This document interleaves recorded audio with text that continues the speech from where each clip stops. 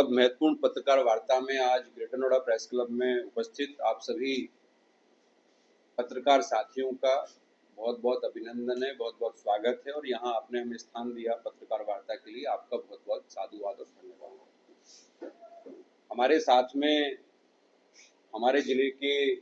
चारों उपाध्यक्ष आदरणीय मुकेश शर्मा जी, निशा शर्मा जी, नीरज लोहिया जी, निजवान चौधरी जी, हमारे फ्रंटल के ओबीसी के जिले के चेयरमैन अरुण भाटी जी, महासचिव कपिल भाटी जी और महासचिव आर के प्रथम जी, महासचिव हमारे देवेश जी और एससी मोर्चा के हमारे जिले के चेयरमैन धर्म सिंह जी आपके बीच में हैं। सुबोध भट्ट जी हमारे कार्यालय प्रभारी यहाँ उपस्थित हैं। दरअसल उत्तर प्रदेश में 2027 में विधानसभा का चुनाव होने जा रहा है और एक राष्ट्रीय राजनीतिक दल की हैसियत से हम लगातार विगत 5 वर्षों में मैदान में रहे हैं और तमाम जनहित से जुड़े विषय जिनको लेकर के आंदोलन किया जाना चाहिए था, जिनको लेकर के सरकार का ध्यान आकृष्ट कराया जाना चाहिए था, जिन विषयों को लेकर के प्रशासन पर प्रेशर बनाना चाहिए था, दबाव बनाया जाना चाहिए था, हम लगातार उन विषयों को लेकर के एक यूनिट के तौर पर, एक राजनीतिक पार्टी की कार्यकर्ता की हैसियत से, राजनीतिक दल की हैसियत से लगातार जिला गौतम बुद्ध नगर में सक्रिय रहे और वैचारिक दृष्टि से भी, राजनीतिक दृष्टि से भी और चुनावी दृष्टि से भी हम लगातार इस प्रयास में हैं कि किस प्रकार से हमारी जो खोई हुई ताकत है, हमारी जो खोई हुई जमीन है, उसको हम पुनः प्राप्त करें और इस जिले के लोगों के मन में कांग्रेस पार्टी के प्रति जो एक अटूट विश्वास पूर्व में रहा है, उसको पुनर्जीवित करें और पुनर्स्थापित करें। उसी दिशा में चाहे मजदूरों और किसानों की लड़ाई लड़ने के लिए हमें मनरेगा बचाओ संग्राम करना पड़ा हो, इस जिले के अंदर छात्रों की जो लड़ाई पूरे देश में बड़े मंचों से लड़ी गई, प्रेजेंटेशन के माध्यम से, पत्रकार वार्ता के माध्यम से, मैदान पे उतर करके जिला कलेक्ट्रेट पर घेराव करने के माध्यम से, छात्रों को एकत्रित करके किस प्रकार से कोटा में राहुल गांधी जी ने प्रेजेंटेशन दिया था, उस प्रेजेंटेशन को इस जिले के छात्रों को हमें दिखाना रहा हो, उनको बताना रहा हो, हमने वो सारे काम किए। निरंतर यहाँ किसान आंदोलन चलते रहे हैं और यहाँ के किसान आंदोलनों को, यहाँ के किसानों की लड़ाई को धार देने का काम जिस प्रकार से भट्टा पारसौल में राहुल गांधी जी ने किया था और नया भूमि अधिग्रहण बिल ला करके जिस प्रकार से उसको असली अमली जामा पहनाया था, वो किसी से छुपा नहीं।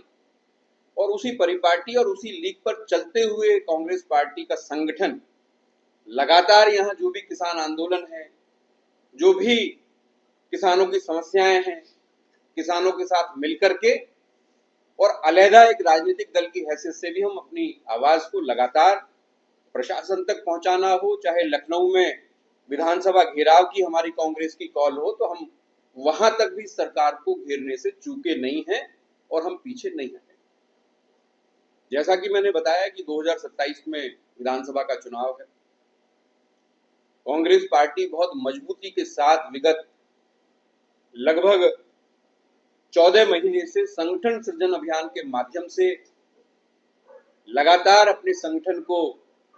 मजबूत करने का काम कर रही है। जिला Congress committee, block Congress committee, नगर कांग्रेस कमेटी, हमारे बूथ के कार्यकर्ता, हमारे मंडल स्तर पे हमारी जो कमेटियां हैं, नगरों की कमेटियां, हमने उनको चुस्त दुरुस्त कर लिया है। आज हम 2027 के विधानसभा चुनाव के दृष्टिगत एक चुनावी अभियान लेकर के आप पत्रकार साथियों की मदद से लोगों के बीच में जाना चाहते हैं और हम बताना चाहते हैं कि किस प्रकार से विगत वर्षों में कांग्रेस पार्टी ने राष्ट्रीय स्तर पर, प्रदेश स्तर पर और जिला स्तर पर आम आदमी की लड़ाई, आम आदमी के मान सम्मान की लड़ाई, लोकतंत्र और संविधान को बचाने की लड़ाई, मजदूरों, किसानों, कामगारों को बचाने की लड़ाई लड़ने का काम किया है। और आगे कांग्रेस पार्टी किस प्रकार से, जहां तक इस जनपद का सवाल है, किस प्रकार से उस लड़ाई को आगे ले जाना चाहती है, क्या क्या बातें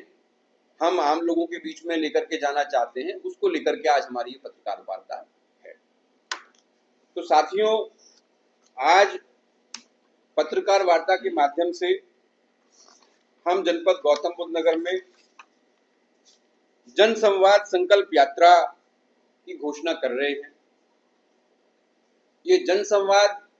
संकल्प यात्रा पूरे जिले में कोने कोने में जाएगी। हर गांव में, हर नगर में, हर ब्लॉक में, हर वार्ड में, हर सोसाइटी में हम जाएंगे, हमारे कार्यकर्ता जाएंगे और घर घर संपर्क अभियान चला करके हमारा प्रयास रहेगा कि इस जनपद में रहने वाले प्रत्येक परिवार तक हमारा प्रत्यक्ष संवाद स्थापित हो। उसके लिए छोटी बड़ी नुक्कड़ सभाएं हम लोग करेंगे, डोर टू डोर कैंपेन हम लोग करने वाले हैं। और ये जो जनसंवाद संकल्प यात्रा जिसके बारे में मैंने बताया आपको, जिसको हम शुरू कर रहे हैं, ये सिर्फ एक चुनावी जनसंवाद संकल्प यात्रा नहीं है। एक स्थायी संवाद, एक स्थायी भरोसा, एक स्थायी विश्वास कांग्रेस पार्टी के प्रति विगत वर्षों में राहुल गांधी जी ने, प्रियंका गांधी जी ने जिस प्रकार से संसद के माध्यम से, संसद के बाहर भी जो संघर्ष किया है आम लोगों के लिए, बिना जातिगत, बिना लिंग भेद के भेदभाव किए उन्होंने जो जो जो संघर्ष शुरू किया है वर्तमान में केंद्र की और उत्तर प्रदेश की राज्य सरकार के खिलाफ, उस संघर्ष को तार्किक तरीके से हम लोगों के बीच में लेकर के जाने वाले हैं। और हम जनहित से जुड़े प्रत्येक मुद्दे पर अपनी राय लोगों के बीच में रखेंगे और प्रयास करेंगे कि हम इस जनपद में निवास करने वाले उस प्रत्येक मतदाता को ये विश्वास और ये भरोसा दिला पाने में कामयाब रहें कि हमने विगत में तमाम पार्टियों का शासन, चाहे क्षेत्रीय दल हो, चाहे 2 बार से अभी भारतीय जनता पार्टी की सरकार उत्तर प्रदेश में है और हमारे जिले में लगातार सांसद और विधायक भारतीय जनता पार्टी के ही हैं, तो हम ये भरोसा और ये विश्वास दिलाने के लिए लोगों के बीच में जाने वाले हैं जन संवाद संकल्प यात्रा के माध्यम से कि जो कथनी और करनी में बाकी जो राजनीतिक दल हैं, बाकी जो जनप्रतिनिधि हैं, बाकी जो आडंबर की राजनीति करने वाले राजनेता इस जिले में निवास करते हैं, उनमें और हम में जमीन आसमान का फर्क है। कांग्रेस पार्टी के कार्यकर्ताओं में, कांग्रेस पार्टी के नेताओं में कथनी और करनी में कोई फर्क नहीं है। तो एक वृहद कैंपेन लेकर के हम लोगों के बीच में जाएंगे। उसमें कुछ विशेष मुख्य बातें हैं जिनको मैं आपके सामने बताना भी चाहता हूं। वो विशेष बातें ये हैं कि इस जनसंकल्प यात्रा के माध्यम से किसानों से संबंधित जो समस्याएं अक्सर यहाँ आंदोलन, धरना, प्रदर्शन हम देख रहे हैं, लगातार 2-4 हो रहे हैं और हम स्वयं भी किसान परिवार से आते हैं, कि आबादियों के निस्तारण की बात हो, 10% की बात हो, उनके तमाम और ऐसे विषय हैं जो किसानों के भविष्य से जुड़े हुए हैं, उनको एड्रेस करने का, उनको पूरा करने का संकल्प कांग्रेस पार्टी के कार्यकर्ता इस जनसंवाद संकल्प यात्रा के माध्यम से लेने वाले। साथ ही साथ हमारे यहाँ बहुत दुर्भाग्य की बात है कि पूरे प्रदेश में शायद कहीं ऐसा नहीं है कि हमारे यहाँ जो लोकल रिप्रेजेंटेशन का स्थानीय निकाय का जो हमारा रिप्रेजेंटेशन है, जो चुनाव है, उससे हमें मरहूम किया गया है भारतीय जनता पार्टी की सरकार के द्वारा, तो उसके ऊपर हम लोग एक्शन लेंगे और स्थायी निकाय की जो व्यवस्था है, म्युनिसिपल कॉर्पोरेशन के माध्यम से हो, नगर पालिका, नगर निगम के माध्यम से हो, उसको हम बहाल कराने का संकल्प इस जनसंवाद संकल्प यात्रा के माध्यम से लेने वाले हैं। शहरी क्षेत्रों में जो परेशानियां, खासकर बिल्डर की जो गुंडागर्दी यहाँ हमारे यहाँ ग्रेटर नॉर्थ वेस्ट में तो बहुत ही ज्यादा है, जहाँ पैसा पूरा दे दिया है तो रजिस्ट्री नहीं हो रही है, मालिकाना हक नहीं मिल रहा है, व्यक्तिगत बिजली का मीटर लगाने का जो मालिक है, जो फ्लैट का ओनर है, उसको अधिकार नहीं है। उल्टे सीधे चार्ज लिए जा रहे हैं, रोजाना जो है मेंटेनेंस और लिफ्ट से संबंधित समस्याएं दुनिया भर की आ रही हैं। बिल्डर के जो बाउंसर हैं वो वहां के रहने वाले जो अपने मकान में रहते हैं उनके साथ गुंडागर्दी रोजाना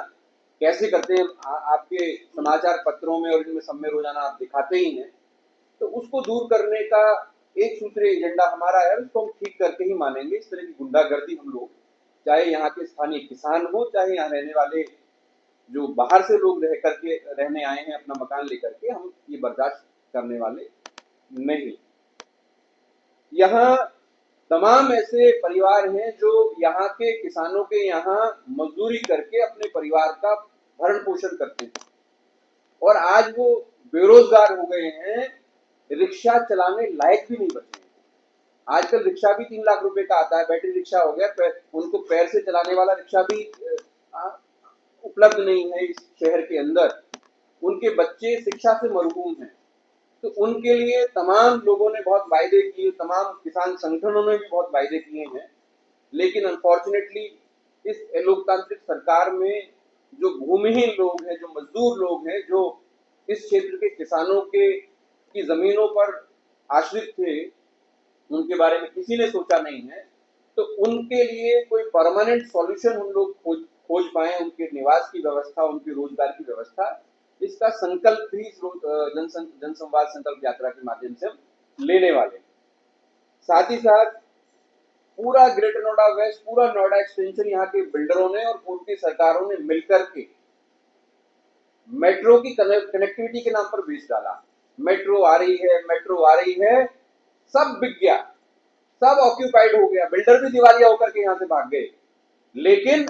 मेट्रो आज तक नहीं आई। मेट्रो का सपना दिखा करके उन्होंने फ्लैट बेच दिए, लेकिन आज पब्लिक ट्रांसपोर्ट की कोई व्यवस्था नहीं है। हमने अब से 3 महीने पहले भी एक प्रेस कॉन्फ्रेंस यहाँ की थी, मुद्दा उठाया था। कुछ इलेक्ट्रिक बसें भी हमें नजर आई थी 2-4 दिन, अब वो बसें भी हमें नजर, विशेषकर नोएडा एक्सटेंशन में हमें कहीं नजर नहीं आ रही है। तो मेट्रो कनेक्टिविटी की बात हो, लोकल ट्रांसपोर्ट की बात हो, इसको पूरा कराने का आवश्यक है संकल्प जनसंवाद यात्रा के माध्यम से हम लोग लेने वाले हैं। डूब क्षेत्र की कॉलोनियों की बात और डूब क्षेत्र के मकानों की बात अगर मैं नहीं करूंगा तो हमारी जो पत्रकार वार्ता है और जनसंवाद जो संकल्प यात्रा अधूरी रह जाएगी। उत्तर प्रदेश सरकार लगातार यहाँ पे राजस्व प्राप्त कर रही है और अभी अखबार में, दैनिक जागरण में शायद वो खबर छपी थी, जिसमें कंपैरिजन दिया था कि भाई विगत वर्षों से ज्यादा इस वर्ष में अभी तक डूब क्षेत्र में रजिस्ट्रियां हुई और जो यहाँ निबंधक हैं जो रजिस्ट्री का काम देखते हैं उनका स्टेटमेंट भी था कि कोई रोक नहीं है और पहले से ज्यादा रजिस्ट्रियां, पहले से ज्यादा राजस्व प्राप्त हो रहा है। तो राजस्व तो राज्य सरकार ले लेगी, दोहन जो वहां प्लॉट खरीदने वाले लोग हैं राज्य सरकार उनका कर रही है, उनको लेजिटिमेट कर रही है, उनको लीगलाइज कर रही है। लेकिन अगर बिजली का कनेक्शन मांगने जाएंगे तो एनपीसीएल और ग्रेटर नोएडा प्राधिकरण कहेगा कि जी ये तो जो है अनाधिकृत है, ये तो अवैध है, यहाँ तो पक्का निर्माण नहीं कर सकते हैं। तो भाई पहले तो सरकार ही एकमत हो जाए कि अवैध है कि अवैध नहीं है। और अगर राजस्व सरकार ले रही है, स्टाम्प सरकार ले रही है, तो मैं समझता हूं भारतीय संविधान के अनुसार प्रत्येक निर्माण वैध की श्रेणी में आता है। बाढ़ से बचाव का काम करना हो, उनको दूसरी तकलीफ से दूर करना हो, वो स्थानीय प्रशासन का काम है। अगर आप उनसे स्टाम्प ले रहे हो, उनसे राजस्व ले रहे हो, तो सुविधा देने की जिम्मेदारी आपकी। तो हम संकल्प लेने वाले हैं जनसंवाद संकल्प यात्रा के माध्यम से कि जो भी डूब क्षेत्र में कॉलोनी बनी है, जो भी मकान बने हैं, उनको लीगलाइज और रेगुलाइज हम करेंगे और उनको बिजली की समस्या है, उनको और बुनियादी सीवर की, नाली की जो भी समस्याएं हैं, हम संघर्षरत हैं, हम उनसे मिलते रहे, मिलते जुलते रहते हैं। हम उस बात को पूरा कराने का संकल्प लेंगे और उसको ठीक करा करके ही हम लोग मानेंगे। इसके अलावा यहाँ के शिक्षण संस्थानों और उद्योगों की बात मैं जरूर करना चाहता हूँ। खासकर यहाँ जो स्थानीय किसान, बहुत से किसानों के खेतों में स्कूल बन गए हैं, अस्पताल बन गए हैं, उद्योग लग गए हैं, लेकिन उनको न नौकरी की व्यवस्था है, न उनके बच्चों को कम दाम पर, है ना, कंसेशन रेट पर उनके बच्चों के दाखिले की और फीस की भी सुविधा नहीं। तो ये भी एक बहुत बड़ा विषय है। जिन किसानों ने यहाँ जमीनें दी हैं, जिन किसानों ने यहाँ संघर्ष किया है, और उन्हीं किसानों के बच्चे अगर यहाँ बड़े बड़े स्कूलों में नहीं पढ़ेंगे जस्ट बिकॉज ऑफ की फीस जो है 20,000 रुपया प्रति महीना है, 15,000 प्रति महीना है, तो ये सरासर अन्याय यहाँ के किसानों के बच्चों के साथ होगा। तो मैं समझता हूँ कि रोजगार और स्थानीय किसानों के बच्चों को यहाँ पे स्कूलों में आरक्षण मिले, ये हमारी मुख्य मांगे रहने वाली हैं। ये हमने मोटा मोटा एक संकल्प पत्र अपना तैयार किया है, और जैसे जैसे लोगों के बीच में हम लोग जाएंगे, आप पत्रकार साथियों के माध्यम से मैं कहना चाहता हूँ कि कुछ और बातें मैदान से निकल करके आएंगी, उनको हम अपने संकल्प पत्र में जोड़ेंगे, जनता के बीच में उनको पूरा कराने का संकल्प लेंगे, और उत्तर प्रदेश में कांग्रेस सत्ता में आए, हमारे जनप्रतिनिधि यहाँ गौतम बुद्ध नगर में निर्वाचित हों, तो हम ये संकल्पों को पूरा कराने की दिशा में अग्रसर होंगे और इनको पूरा करा करके हम लोग मानेंगे। कांग्रेस पार्टी के कार्यकर्ता, कांग्रेस पार्टी के नेता जो कहते हैं उससे कभी पीछे हटते नहीं है। हमने पहले भी जनसंवाद यात्रा की है, हमने पहले भी गंगाजल संकल्प यात्रा की है, हमने पहले भी मनरेगा बचाओ संघर्ष यात्रा की है, हमने तमाम जन जागरण अभियान किए हैं, और हमने जो पत्रकार साथियों के माध्यम से कहा है, जनता के बीच में जाकर के क्या है, हम उससे पीछे हटे नहीं है। और हमने ये ब्रोशर हम आपको जरूर देंगे। इसमें वोट चोरी की बात हो, नीट पेपर लीक की बात हो, भूमि अधिग्रहण की बात हो, किसानों की लड़ाई लड़ने की बात हो, तमाम विषय जो हमने इसमें कहा भी है कि हम कहते नहीं करते भी हैं, तो ये हम आपको देने वाले हैं। इसमें आपको नजर आ जाएगा कि कांग्रेस पार्टी ने खासकर विगत 2 वर्षों में, 2.5 वर्षों में ऐसे कौन कौन से जनहित के विषयों पर अपनी आवाज सड़क पर उतरकर उठाई है, और एक आंदोलन के दौरान जिसमें हम छात्रों की लड़ाई लड़ रहे थे, महंगाई की लड़ाई लड़ रहे थे, आप सब साक्षी हैं इस बात के कि मेरा खुद का पैर फ्रैक्चर हुआ था, सरे राह पुलिस के द्वारा मेरे पैर में चोट पहुंचाई गई थी, जो काफी बड़ा एक सोशल मीडिया पे भी काफी चीजें रही हैं उसके संबंध में। तो लगातार हम संघर्ष करेंगे और इस बात को आगे लेकर के जाएंगे। अब अगर आप कुछ पूछना चाहते हैं तो आप पूछें, उसके बाद हम ये ब्रोशर जरूर आपके सामने। ये दरअसल हमने जिला स्तर पर एक सेल्फ कैंपेन हमने डिजाइन किया है, क्योंकि प्रदेश स्तर से तमाम कार्यक्रम समय समय पर आते रहते हैं और हम उनको लगातार करते हैं और आपको उसकी जानकारी हम देते हैं। कहां से कहां तक रहेगी ये पूरे हमारी दादरी विधानसभा, नोएडा विधानसभा और हमारा जेवर विधानसभा, तीनों विधानसभाओं में हमारी यात्रा रहेगी। इसकी शुरुआत हम दादरी विधानसभा से कर रहे हैं, 15 अगस्त से हम इसको जेवर विधानसभा में शुरू करने वाले हैं, और 20 अगस्त के बाद हम इसको नोएडा विधानसभा में चरणबद्ध तरीके से हम लोग करेंगे, लेकिन इसकी शुरुआत हम स्पेसिफिकली दादरी विधानसभा में करने वाले हैं। और इसके लिए हमने विधानसभा को अलग अलग सेक्टर्स में, जोन्स में डिवाइड किया है, साथियों को देते रहेंगे, आपसे साझा करते हैं। हाँ, बेसिकली क्या है कि हम चाहते हैं कि हम पूरी ताकत के साथ जहां भी शुरू करें तो पूरी ताकत के साथ करें। तो अभी हम दादरी विधानसभा में करने वाले हैं, 6 तारीख से हमारा ये शुरू होगा, जो फ्लोर पे हम लेके जाएंगे 6 तारीख से हम लेके जाएंगे। तो हमारा प्लान ये है कि 10 दिन हम लगातार दादरी विधानसभा में करें, फिर 10 दिन लगातार हम जेवर विधानसभा में करें, फिर 10 दिन लगातार हम नोएडा में करें, फिर 10 दिन हम फिर दादरी में आ जाए। तो कमोबेश हम लोग अगले 3 महीने में, हमारा 3 महीने का कैंपेन है ये, तो 3 महीने में कमोबेश हम शहरी और जो ग्रामीण इलाके हैं तीनों विधानसभाओं के मोटा मोटी 80-90% तक हम लोग उसको छू लेंगे, और बाकी जो कार्यक्रम, बाकी जो इलाका बचेगा उसमें भी हम पहुंचने का कोशिश, क्योंकि बीच बीच में कुछ पॉलिटिकल कैंपेन्स भी, कुछ कार्यक्रम भी आते हैं, वो भी हमें करने पड़ते हैं एक संगठन के तौर पर। तो हम सामंजस्य बिठा करके जो हमारे नेशनल या स्टेट के कैंपेन उनके साथ साथ ये कैंपेन भी हमारा बेसिकली इलेक्शन ओरिएंटेड है, और क्षेत्रीय मुद्दे जो हमारे इन विधानसभाओं के हैं उनको लेकर के हमारा ये कैंपेन है। आपने नीट पेपर की बात की, जंतर मंतर पे जो मुद्दे उठाए गए थे सरकार ने सारे मान लिए गए हैं, तो अब क्या कहना चाहेंगे उससे? कहाँ मान ली है सरकार, तो गाड़ियों को रोक करके, बच्चों को रोक करके यूनिवर्सिटी के दिल्ली में खासकर बाहर जाकर के बच्चों को अरेस्ट करने का काम कर रही है। पूरी तरीके से इंटेलिजेंस फेलियर है, गृह मंत्रालय का पूरी तरीके से फेलियर है जिस तरीके से इस मामले को डील किया गया। तो हमारी मांग है कि गृह मंत्री को इस्तीफा देना चाहिए। जहां तक नीट का सरकार का कहना है कि मामले उन्हीं पर लगाए जाएंगे जो केस जो बच्चे वहाँ पे गाली गलौज कर रहे थे या अन्य चीजों को कौन बच्चे गाली गलौज कर रहे थे? किसी ने कोई गाली गलौज नहीं की। जेनजी है, जेनजी ने तो बहुत सारे, मुझे तो बोलना भी नहीं आ रहा, ऐसे ऐसे कौन कौन से थे वो, उन्होंने नारे दिए वहां, नए नए नारे गढ़े, और बहुत उन्होंने प्रेम और सौहार्दपूर्ण वातावरण में, मैं समझता हूँ कि बहुत प्रेम और सौहार्दपूर्ण वातावरण में, आपने शायद मेरे ख्याल से बंगाल और पटना का देखा नहीं है, पानी चला तो बच्चे डांस कर रहे थे। वो देखिए है हमारा सब्जेक्ट, बतौर बतौर मैं उसी पे आ रहा हूँ जी, कि हमारा वो विषय नहीं है, लेकिन बतौर संगठन में जिला कांग्रेस कमेटी का अध्यक्ष और पूरी मेन जो कांग्रेस है आपके सामने बैठी है, हमारी जिम्मेदारी है कि हम प्रत्येक स्थिति के लिए अपने आप को तैयार रखें, मैदान में हो, मैदान के पीछे हो, मीडिया के सामने हो, जो भी चीजें हैं हमारे पास, हमारी तैयारी पूरी तरीके से होनी चाहिए, और हमारी तैयारी पूरी तरीके से है। गठबंधन में लड़ेंगे तब भी और नहीं लड़ेंगे तब भी। जिला कांग्रेस कमेटी के अध्यक्ष के तौर पर मैं ये कहना चाहता हूं जागरूक प्रेस के माध्यम से कि समाजवादी पार्टी के गठन के बाद से यदि 2022 के चुनाव को एक्सेप्शनली आप छोड़ दें तो कभी भी समाजवादी पार्टी की जमानत यहां बची नहीं।